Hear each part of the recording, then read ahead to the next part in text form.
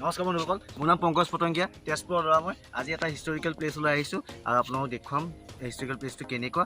ব'লক মোৰ লগত থাকক আৰু দেখুৱাম। আহক ব'লক আমি আগুৱাই যাওঁ আৰু দেখুৱাই যাওঁ আপোনালোকক জেগাকণ, গড়তলৰ জেগাকণ দেখুৱাই যাওঁ। বহুত ধুনীয়া প্লেচ, বহুত ধুনীয়া, বহুত শান্তিপূৰ্ণ প্লেচ। আহিব আপোনালোকে, আহিব মোৰ লগত, ব'লক আহক।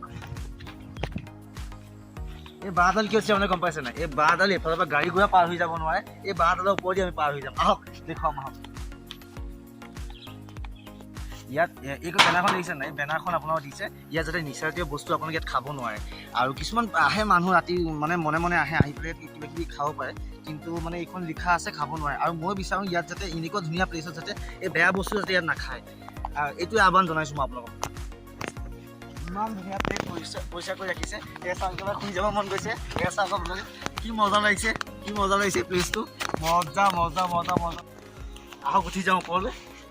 আৰু এইখন জেগাৰ নাম হ'ল গড়তল বুলি কয়। এই 52 ৰজাৰ দিনৰ জেগা এইখন। আৰু আপোনালোকক ইয়াৰ ৰহস্য কিছুমান আৰু জনাই যাম আপোনালোকক। ঠিক আছে, ব'লক আহক মোৰ লগত। ঠিক আছে।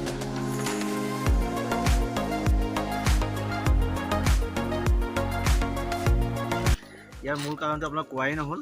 আৰু মূল কাৰণটো হ'ল আপোনালোকৰ এই জেগাকণ, আপোনাৰ গড়তল জেগাকণ 700 শতিকাৰ জেগা এইখন। আৰু ইয়াত জুবিন দাও বহুত শ্বুটিং কৰিছে ইয়াত। আৰু আপোনালোকে এই প্লেচটো ভিজিট কৰিব পাৰে। গুগলটো আপোনাৰ চাৰ্চ কৰিব, এই প্লেচটো নিশ্চয় ওলাব। আৰু বহুত ধুনীয়া প্লেচ, তেজপুৰ এই প্লেচটো আছে। আৰু আপোনালোকক ধুনীয়াকৈ মই মেপ ড্ৰয়িং ধুনীয়াকৈ মই আপোনাক দেখুৱাই দিম। আৰু আপোনালোকে চাব আৰু ডাইৰেক্ট আপোনালোকে ইয়ালৈ আহিব, কাকো সুধিব নালাগে, ডাইৰেক্ট আহিলে হৈ যাব। তেজপুৰৰ পৰা অকণমান গৈ আপোনাৰ তৰাজান কুমাৰগাঁৱৰ মাজত এই প্লেচটো অৱস্থিত, গড়তল বুলি কয়। মেপত মই ধুনীয়াকৈ আপোনালোকক দি দিছোঁ, আপোনালোকে চাওক আৰু আহক। ঊষাৰ যিটো আপোনাৰ সৰুকালৰ সময়খিনি ইয়াতে কটোৱা হৈছিলে। আৰু ইয়াত বহুত ৰহস্য সোমাই আছে। এতিয়ালৈকে মানে চাৰ্চ কৰি আছে, আপোনাৰ বিচাৰি আছে, হিষ্টৰিকেল মানুহখিনিয়ে বিচাৰি আছে, সেইখিনি বস্তু উলিয়াব পৰা নাই। আৰু যিখিনি পাৰোঁ আমি ইয়াৰ ওচৰৰ মানুহে যিখিনি আমি জানো সেইখিনি আমি দেখুৱাই যাম। আৰু ইয়াৰ জেগাখিনিৰ বিষয়ে আৰু অলপমান আপোনাক কৈ যাম। ব'লক আহক, এইখিনি জেগা আৰু চাই যাওঁ। এই ইটাখিনি আপোনালোকে দেখিছে, এই ইটাখিনি হ'ল 700 শতিকাৰ ইটা হয়। আৰু এই ইটাখিনি কিমান তললৈ আছে এইটো কোনেও ক'ব নোৱাৰে। আৰু এই গভৰ্ণমেণ্টে এই জেগাকণ ধুনীয়াকৈ ৰাখিছে। আৰু আমাৰ মানুহৰ ওপৰত কথা, আমাৰ মানুহে কিমান ধুনীয়াকৈ পৰিষ্কাৰ কৰি ৰাখে, এই আমাৰ নিজৰ মানুহৰ ওপৰত কথা। আৰু ইয়ালৈ আহিলেও আপোনালোকে ধুনীয়াকৈ পৰিষ্কাৰ কৰি থাকিব। আৰু বস্তু বাহানি য'তে ত'তে নেপেলাব। ডাষ্টবিন দিছে ইয়াত, ডাষ্টবিন আপোনালোকে ইউজ কৰিব। আৰু আমি যিখিনি কথা আপোনাক জনালোঁ, গড়তলৰ বিষয়ে যিখিনি থুলমূলকৈ আপোনাক বুজালোঁ, আৰু ইয়াতকৈ মানে ধুনীয়াকৈ আপোনাক বুজাব আমাৰ গড়তলৰ সভাপতি তেখেত। আহক তেখেতৰ লগত চিনাকি কৰাই দিব ওলাইছোঁ। তেখেত হ'ল আমাৰ মৰমৰ অসীম দা। আৰু আহক তেখেতৰ লগত অলপ কথা পাতোঁ। নমস্কাৰ, মই আপোনালোকৰ চেনেলৰ জৰিয়তে আপোনালোকৰ দৰ্শকলৈ স্বাগতম জনাইছোঁ। আৰু আজি ভাল লাগিল আপোনালোক ইয়ালৈ আহিছে, এটা ধৰ্মীয় স্থান ঐতিহাসিক গড়দৌল। আৰু এই গড়দৌলৰ বিষয়ে ক'বলৈ যাওঁতে প্ৰথমে মই ক'ব লাগিব, এই ঐতিহাসিক স্থানখন বুলিবলৈ যাওঁতে যে 7 পুখুৰী গড়দৌল, এইখিনি এটা শ্লোক আছে। আমাৰ দেউতা, মোৰ দেউতা প্ৰফুল্ল শইকীয়া ইয়াৰ লগত খুবেই জড়িত হৈ আছিলে। তথা লিখিছিলে যে বানৰে জীয়ৰী সৰ্বাংগে সুন্দৰী, চিত্ৰলেখাই সখী, 4 গড় মাৰি উষা দেৱীক ৰাখিলে, গড়দৌল তাৰেই সাক্ষী। তো এতিয়া বিষয়টো হৈছে যে 4 গড়, ইয়াৰ চাৰিওফালে 4টা গড় আছে, দেখিছে আপোনালোকে। এয়া 2টা দৌল। এই 2টা দৌলক এয়া খনন কাৰ্য আৰ্ক'লজিকেল ডিপাৰ্টমেণ্টে যেতিয়া পুৰাতত্ত্ব বিভাগে লৈছিলে, সেই পুৰাতত্ত্ব বিভাগে লোৱাৰ পাছত এয়া 2006-07 বৰ্ষৰ হ'ব, তেতিয়া খনন কাৰ্য কৰাৰ পিছত এয়া মাটিৰ তলত ওলোৱাই ভাস্কৰ্য। আৰু বহুতে কয়, আৰু তেওঁলোকেও পুৰাতত্ত্ব বিভাগেও আমাক জনাইছে বা আমি জানিব পাৰিছিলোঁ যে এয়া এটা ঐতিহাসিক সম্বল হয়, ষ্ট্ৰাকচাৰ, 2টা মন্দিৰৰ এটা ভাস্কৰ্য। আৰু আমাৰ তেজপুৰৰ প্ৰাক্তন বিধায়ক বৃন্দাবন গোস্বামীদেৱে কৈছিলে যে এয়া হৈছে হৰগৌৰী মন্দিৰ। এই মন্দিৰতেই মানে বান ৰজাই আৰাধনা কৰিছিলে মহাদেৱক। কাৰণ বান ৰজা হৈছে শোণিতপুৰৰ ৰজা আছিলে। তো সেই সূত্ৰে বান ৰজাৰ জীয়াৰী উষা দেৱী কন্যা আছিলে। সেই কন্যা যেতিয়া উষা দেৱীয়ে যেতিয়া সপোনত দেখিছিলে এজন ৰাজকোঁৱৰ, সেই ৰাজকোঁৱৰৰ কথা চিত্ৰলেখাক যেতিয়া ক'লে যে এনেকৈ মই সপোনত এনেকৈ এজন কোঁৱৰ দেখিছোঁ, সেইটো অৱশ্যে সকলোৱে জানে। তথাপি ইয়াৰ লগত যিহেতু সম্পৰ্ক মই সেইকাৰণে ক'ব বিচাৰিছোঁ যে উষা দেৱীয়ে যেতিয়া আপোনাৰ ৰাজকোঁৱৰ দেখিলে, তেতিয়া ৰাজকোঁৱৰৰ কথা বিতংভাৱে সখীক ক'লে, চিত্ৰলেখাক। তেতিয়া চিত্ৰলেখাই চিত্ৰ অংকন কৰি পেলাই দ্বাৰকাৰ পৰা অনিৰুদ্ধক মায়া কৰি লৈ আহিলে এই আমাৰ ইয়ালৈকে। আৰু সেই তেতিয়া অনিৰুদ্ধক যেতিয়া লৈ আহিলে তেতিয়া শ্ৰীকৃষ্ণই এই খবৰটো পাই তেখেত অলপ মানে যিহেতু নিজৰ ভাগিন নাতিনীয়েক সেই সূত্ৰে এখন তেতিয়া ৰণৰ এটা সৃষ্টি হ'বলৈ ধৰিলে। আৰু যিহেতু বান ৰজা আছিলে শিৱভক্ত সেই সূত্ৰে মহাদেৱক যেতিয়া এই বান ৰজাই মানে আৰাধনা কৰিলে তেতিয়া মহাদেৱৰ সেই সময়ত বান ৰজাৰ প্ৰতি এটা ভাল ভাৱ পুঁজি তেখেতে সহায় কৰিম বুলি ক'লে। যিখিনি ধৰক আমি শুনিবলৈ পাইছোঁ বা বিভিন্ন গ্ৰন্থ বিভিন্ন পুৰাণ মহাভাৰতকে ইত্যাদি কৰি আমাৰ যিসকল অতীজতে আমাৰ দেউতাহঁতৰ পৰা আদি কৰি যিসকল মানুহ হেৰাই গৈছে তেওঁলোকৰ মুখত শুনা কথা এইখিনি। তথাপিও আপোনালোকে নিজে গুগলত চাৰ্চ কৰিলে গম পাব গড়দৌলৰ ইতিবৃত্ত বুলি ক'লে। আৰু তাৰ লগতে যেতিয়া যুদ্ধ হৈছিলে যুদ্ধ আচলতে শিৱ আৰু মহাদেৱৰ মিলন হৈছিলে প্ৰথম, তাৰপিছতহে যুদ্ধলৈ পৰিণত হৈছিলে। যেতিয়া সেইখন যুদ্ধ হৈছিলে হৰিহৰ যুদ্ধ।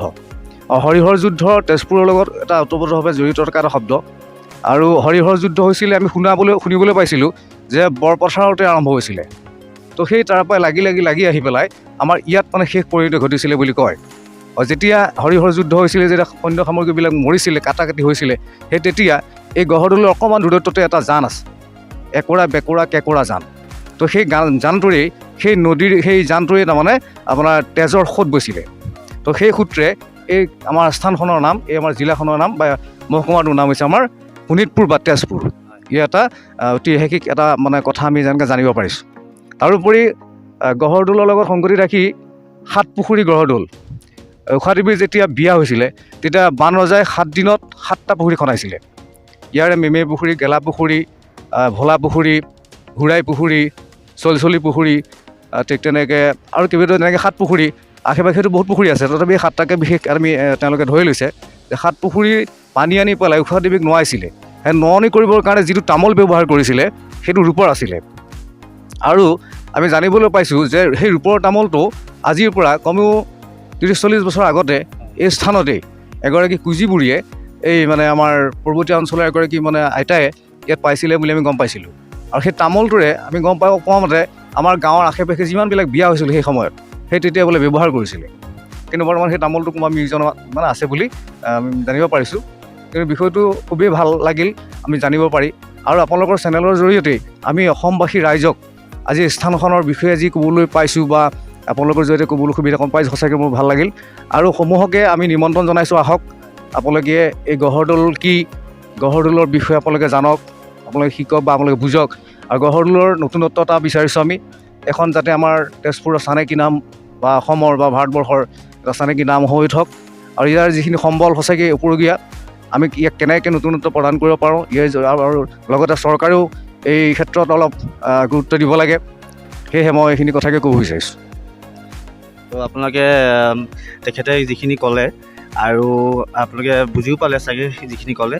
আৰু আপোনালোকে আহিব এনেকুৱা প্লেচত আহিব আৰু গম পাব যে ইয়াৰ মুহূৰ্ত কেনেকুৱা। আৰু তেখেতক আৰু এটা কথা সুধিব বিচাৰিছোঁ আমি দাদা, এই আপোনাৰ যে ইটা যে আছে এই ইটা মানে কিমান মানে পুৰণা? এয়া আমি মানে জনামতে যেতিয়া খনন কাৰ্য হৈছিলে তাৰ আগতে 2টা দৌল আছিলে ইয়াত, এই ডাঙৰ টিলা আছিলে। তেতিয়া খনন কাৰ্য কৰাৰ পিছত আমি নিজে খান্দিছিলোঁ সেই সময়ত।